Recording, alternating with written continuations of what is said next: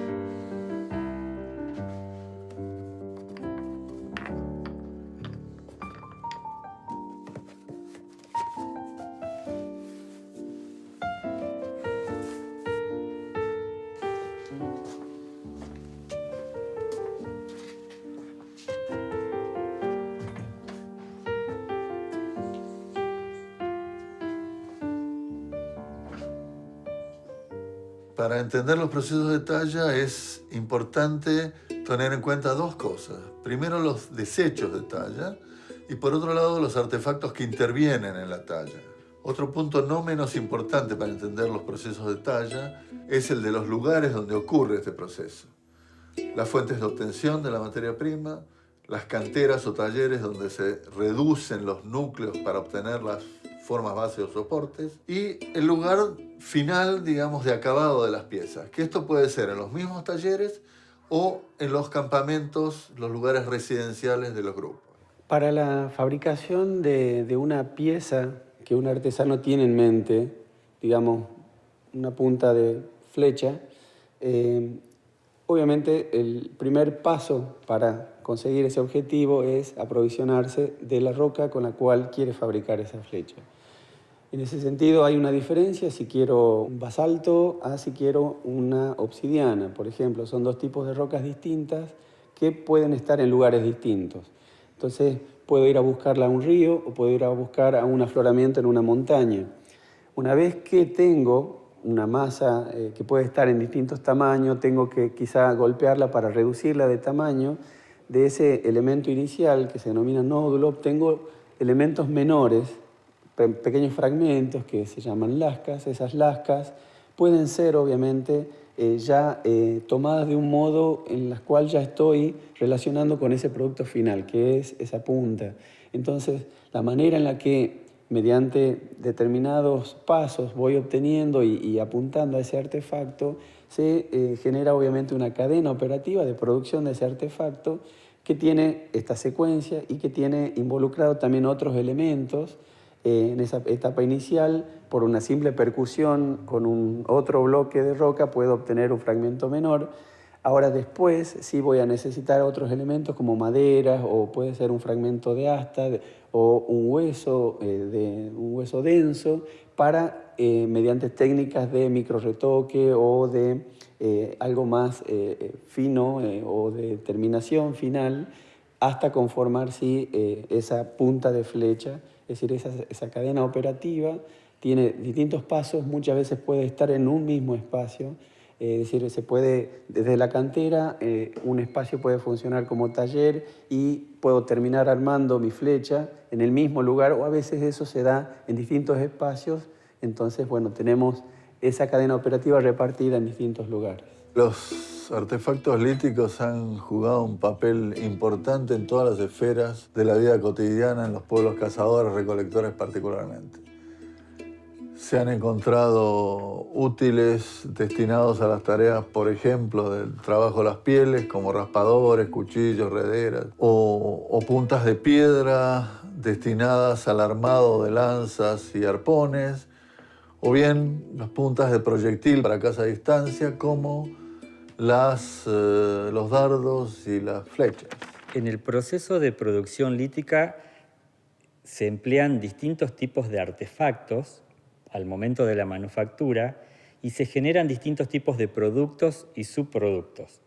En la etapa de la obtención se cuenta con nódulos, que son piedras en su estado natural, que sirven como materia prima. Si ese nódulo se le extrae una parte, se transforma en núcleo. Y a partir de ese núcleo se obtienen las lascas, que son el producto del desbaste del núcleo. Para esa talla se pueden utilizar percutores. Hay distintas clases de percutores. Tenemos los percutores duros, que pueden ser de piedra, y también los percutores blandos, que pueden ser de madera o de asta. En la etapa de manufactura, y particularmente dentro de la formatización, también se emplean percutores duros, pero estos son de menor tamaño que en la etapa de extracción, que es la anterior. Para finalizar los instrumentos, siguiendo con la etapa de manufactura, para la regularización final, que es la etapa final de manufactura, generalmente se emplean retocadores. Estos retocadores son de hueso.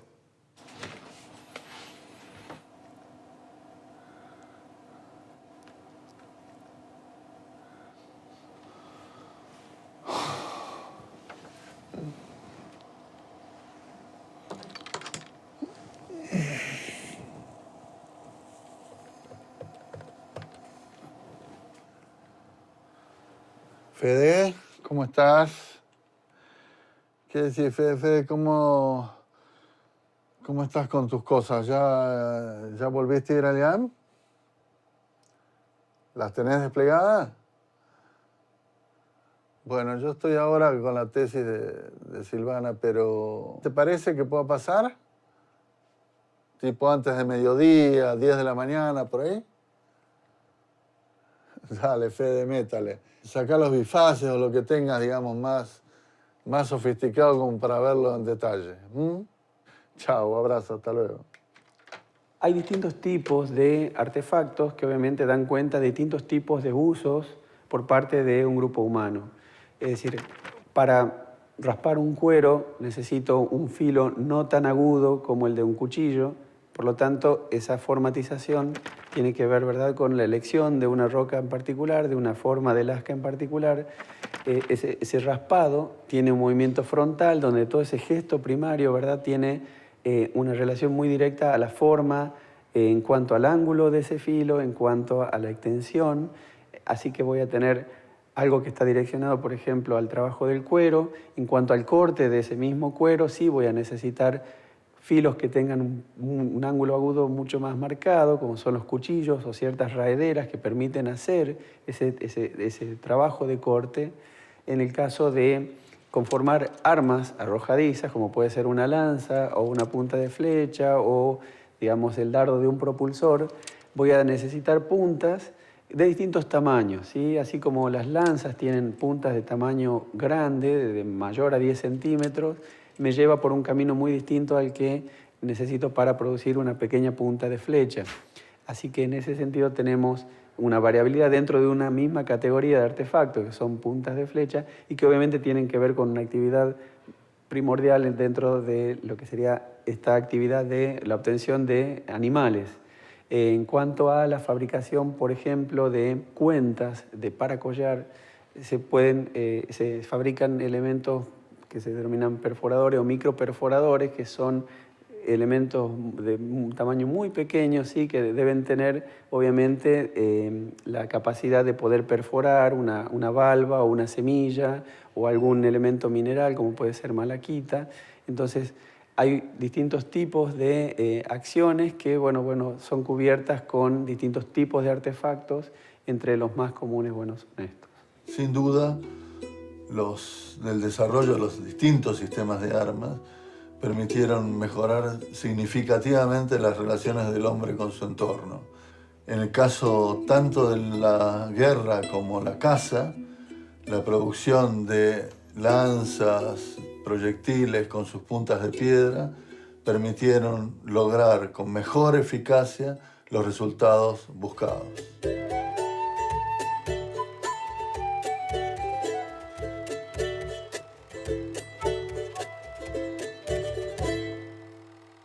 En el noroeste argentino las investigaciones han permitido establecer que se utilizaron una serie de sistemas de armas a lo largo del tiempo. En algunos casos, en función de los momentos, han coexistido y en otros no. Por ejemplo, hace unos 5.000 años atrás coexistían la lanza con el propulsor, y en algún momento es posible que hayan coexistido con el arco y la flecha, es decir, que tenemos 3 sistemas de armas funcionando sincrónicamente en el mismo momento. ¿Y esto qué significa? Que había distintas formas de abordar una presa, que en este caso eran los camélidos. Pero estos sistemas de armas que en este momento, entre 5.000 y 3.000 años atrás, coexistían, no hay evidencias que en el pasado haya sucedido lo mismo. Hay evidencias, por un lado, de propulsor en determinados momentos o de lanza en otros, pero no de esa coexistencia en momentos más tempranos. El análisis de la morfología de un artefacto lítico no solo implica la posibilidad de conocer el diseño y las técnicas con que fue producido, sino también tenemos que tener en cuenta, respecto a las técnicas, que estas varían de acuerdo al lugar y al momento histórico en que fueron realizadas. Las puntas de proyectil de Patagonia no van a ser las mismas que las de la Puna o del área valliserrana, y tampoco van a ser las mismas las puntas de proyectil producidas por cazadores-recolectores que las producidas en tiempos históricos mucho más tardíos.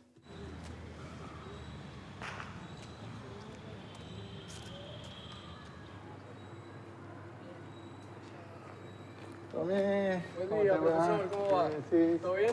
Todo bien, todo bien. Que tenga buen día.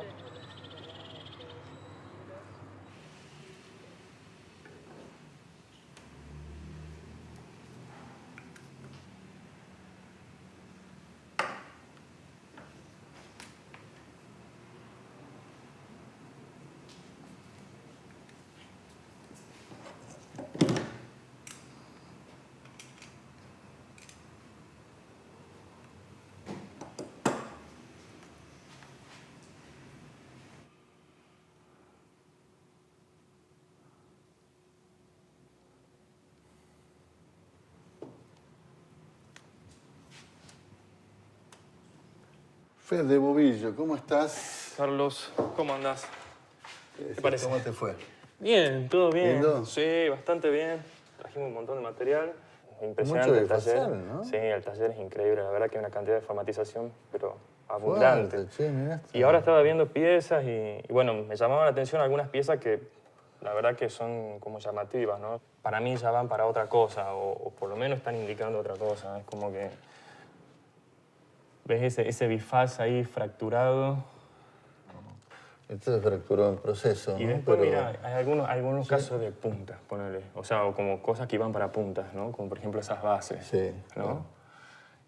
Para mí como que habría una relación por ahí entre estas formas de adelgazamiento y esas Lo que me bases. llama la atención es que tenés mucha cosa de útil con formatización final de tipo marginal, Como con muy- raspadores y eso. Como muy expeditivo, digamos. Como muy- más, sí, expeditivo, pero raro para un taller. Te diría Sí. más un campamento que un taller, ¿no? Sí.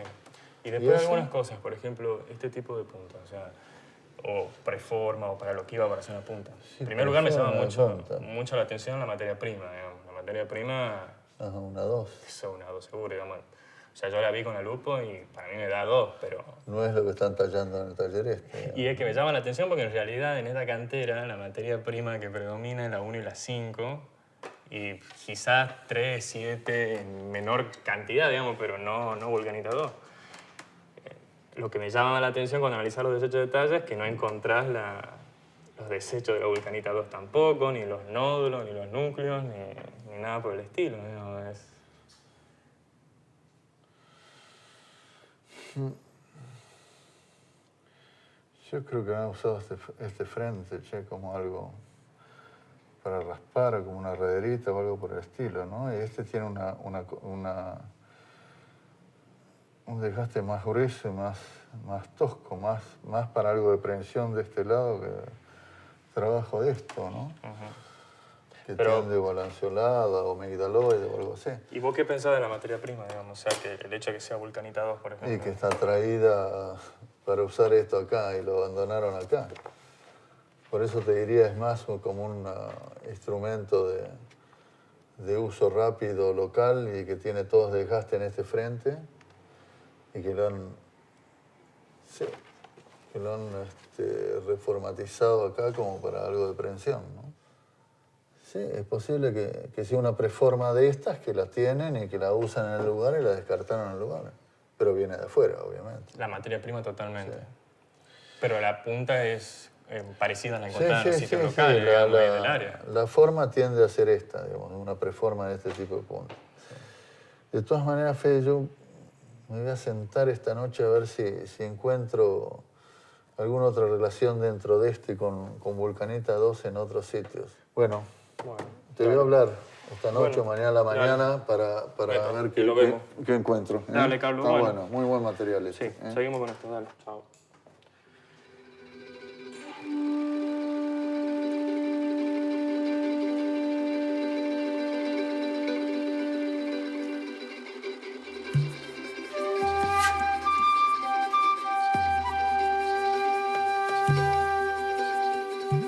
Desde las primeras ocupaciones humanas en el NOA, hace casi 12.000 años atrás, hay obviamente un punto de partida que uno puede medir en cuanto al desarrollo tecnológico de la piedra. En esa evolución de más de 10.000 años, tenemos obviamente distintos momentos marcados por modelos socioeconómicos distintos. En toda la etapa de cazadores-recolectores, hubo una mayor sofisticación técnica en cuanto a la elaboración de estos artefactos líticos, con técnicas muy complejas de bifacialidad, es decir, del trabajo de la piedra en ambas caras, con técnicas que, en definitiva, al momento de aparecer las primeras sociedades agroalfareras, sedentarias, productoras de alimentos, tanto vegetales como animales, esa tecnología lítica entra en un plano de una mayor simplicidad, de una mayor expeditividad a la hora de fabricar la mayoría de los artefactos que antes tenían una alta inversión de trabajo, ¿no? Desde ya que entran en juego por ahí nuevas tecnologías como la de los metales que reemplazan en algunos casos algunos materiales o algunos instrumentos que antes obviamente eran fabricados solo con rocas y se mantienen, si bien esas mismas técnicas no varían en cuanto a que siempre estamos hablando de la talla de artefactos mediante elementos intermediarios, ¿verdad? De percusión, de presión, de retoque.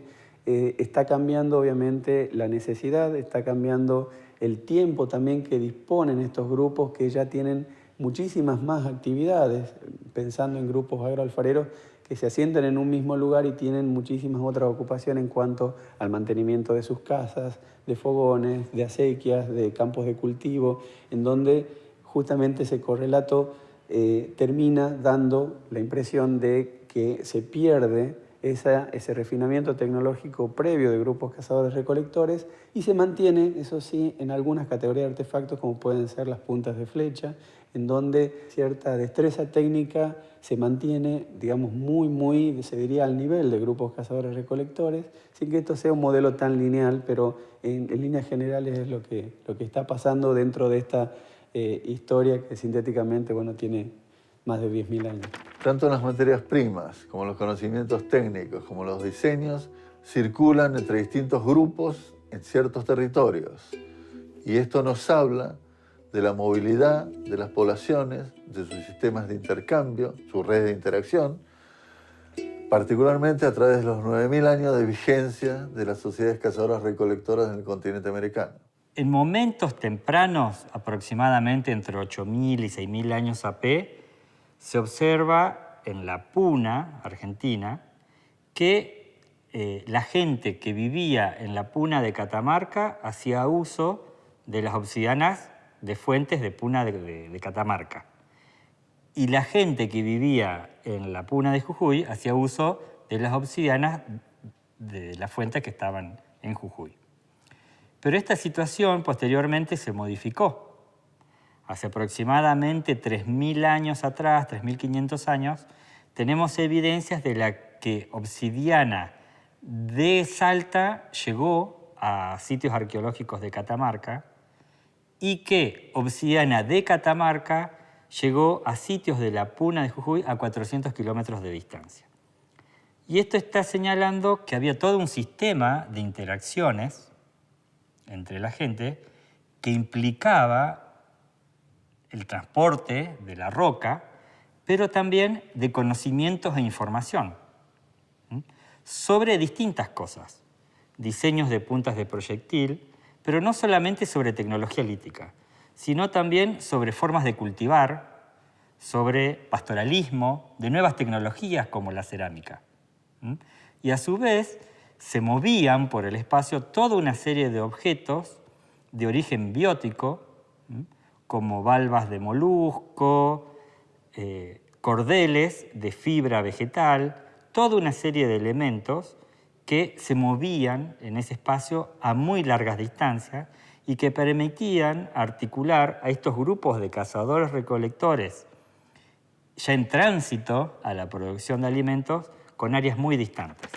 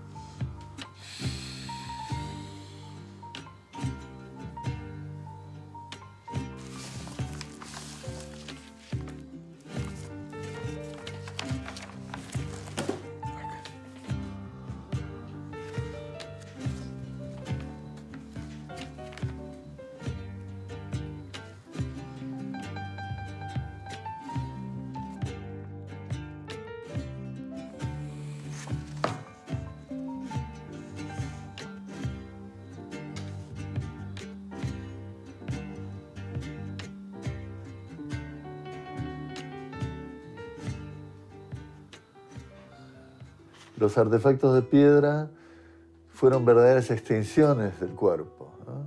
Reemplazaron la acción de puños, de dedos, de uñas, y hasta llegar en esa trayectoria a jugar un papel importante como elementos identitarios en la vida humana. Los cambios en las condiciones de vida originales llevaron a una suerte de invisibilización de la tecnología lítica, pero posiblemente con el paso del tiempo estas no desaparecieron, sino que adoptaron nuevas modalidades. Es posible plantear entonces una suerte de perduración, pero bajo la forma de nuevas prácticas, nuevos elementos y nuevas herramientas para poder conseguir los resultados buscados.